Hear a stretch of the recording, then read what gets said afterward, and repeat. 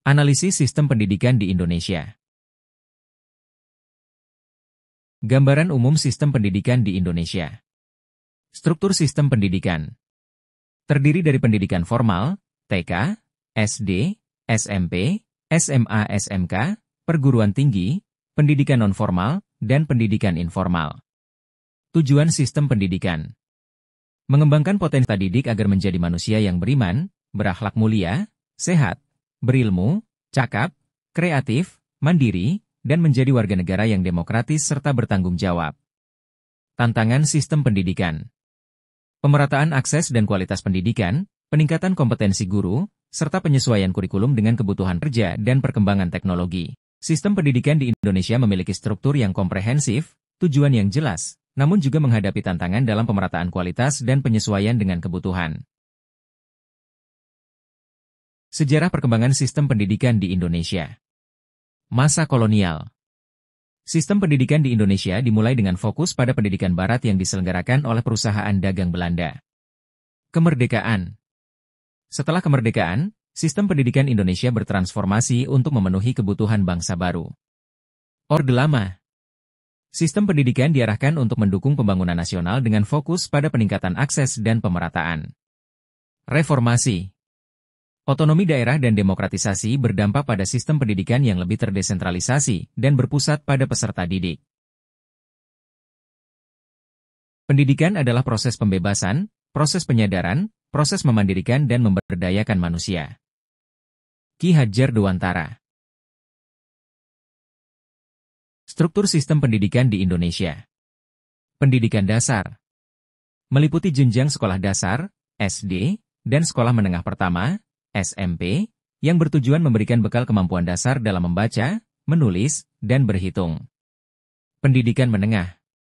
Terdiri dari sekolah menengah atas, SMA, dan sekolah menengah kejuruan, SMK, yang menyediakan pembelajaran lebih lanjut dalam bidang akademik atau kejuruan. Pendidikan tinggi. Mencakup program diploma, sarjana, magister, dan doktoral, yang diselenggarakan di universitas, institut, sekolah tinggi, akademi, dan politeknik. Pendidikan khusus, seperti sekolah luar biasa, SLB, yang melayani kebutuhan pendidikan bagi anak-anak berkebutuhan khusus. Pendidikan nonformal, termasuk kursus, pelatihan, dan pendidikan masyarakat yang memberikan kemampuan fungsional bagi warga negara. Tantangan dan isu-isu terkini dalam sistem pendidikan. Ketimpangan akses pendidikan.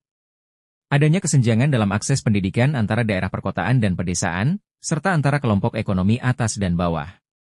Kualitas guru yang tidak merata. Terdapat ketimpangan dalam kualitas dan kompetensi guru, khususnya di daerah terpencil dan tertinggal. Keterbatasan infrastruktur pendidikan. Banyak sekolah yang kekurangan fasilitas dan infrastruktur dasar, seperti ruang kelas, perpustakaan, dan laboratorium.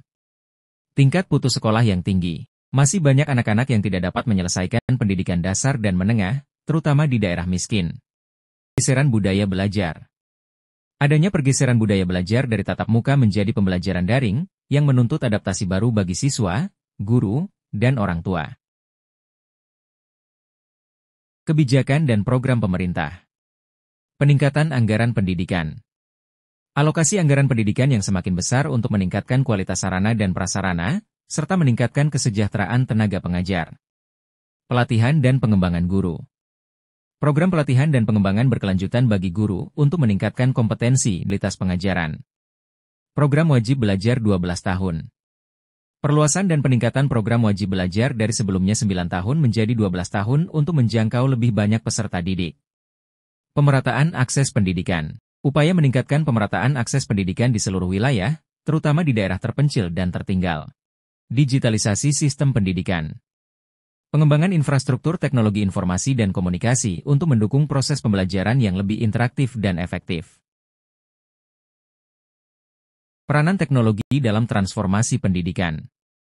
Teknologi telah mengubah lanskap sistem pendidikan di Indonesia secara signifikan.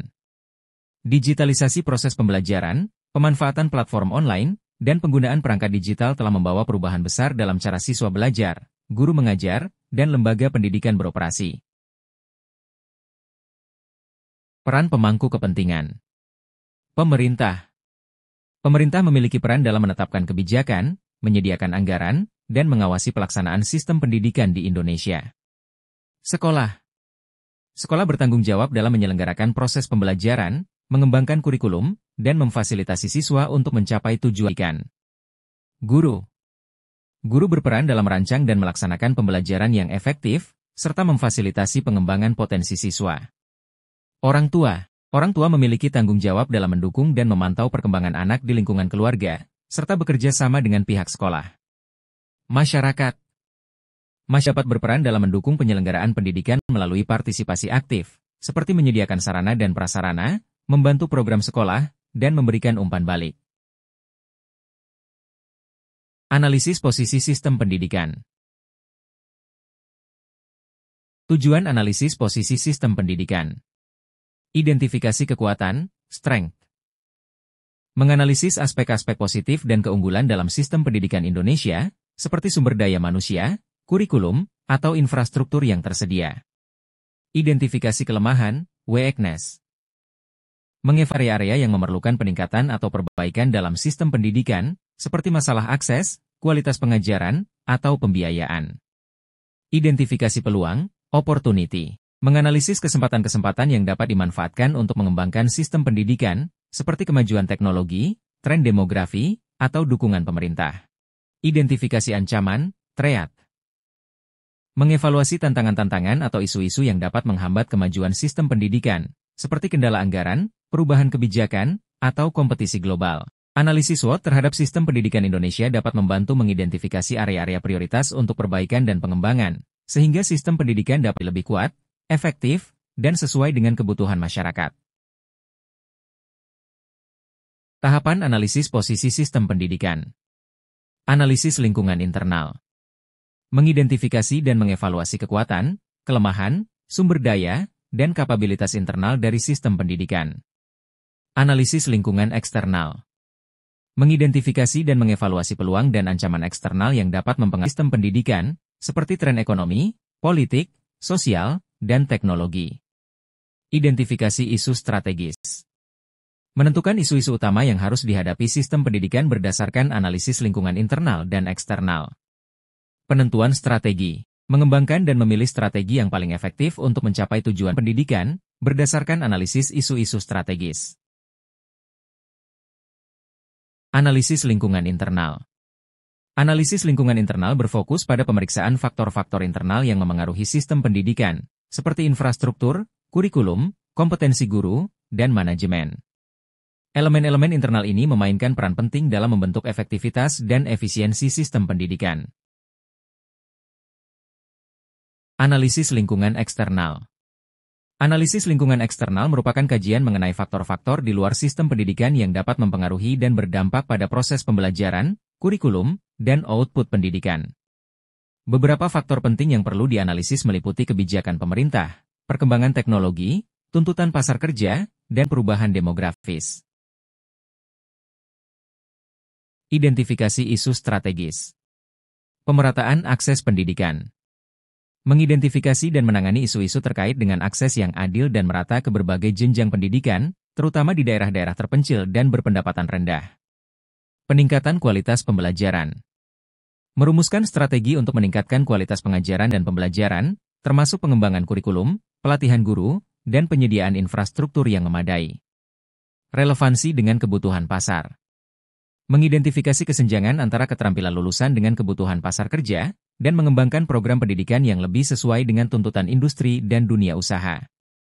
Dengan mengidentifikasi dan menangani isu-isu strategis dalam sistem pendidikan, diharapkan dapat meningkatkan akses, kualitas, dan relevansi pendidikan sehingga dapat memenuhi kebutuhan masyarakat dan mendukung pembangunan ekonomi yang berkelanjutan. Penentuan strategi. Pengembangan kurikulum berbasis kompetensi. Mengembangkan kurikulum yang fokus pada pengembangan kompetensi peserta didik, seperti keterampilan teknis, kemampuan berpikir kritis, dan kemampuan beradaptasi dengan perubahan industri. Peningkatan kualitas guru. Meningkatkan kualifikasi dan kompetensi guru melalui program pelatihan, sertifikasi, dan pengembangan profesional yang berkelanjutan untuk memastikan mereka dapat memberikan pengajaran yang berkualitas. Kerjasama dengan dunia industri. Membangun kemitraan dengan industri terkait untuk memastikan relevansi kurikulum dan pembelajaran dengan kebutuhan dunia kerja, serta memberikan kesempatan magang dan pembelajaran berbasis pengalaman bagi peserta didik. Dengan mengembangkan strategi-strategi komprehensif ini, diharapkan dapat meningkatkan kualitas lulusan dan daya saing mereka di pasar kerja serta mendukung pertumbuhan ekonomi yang berkelanjutan.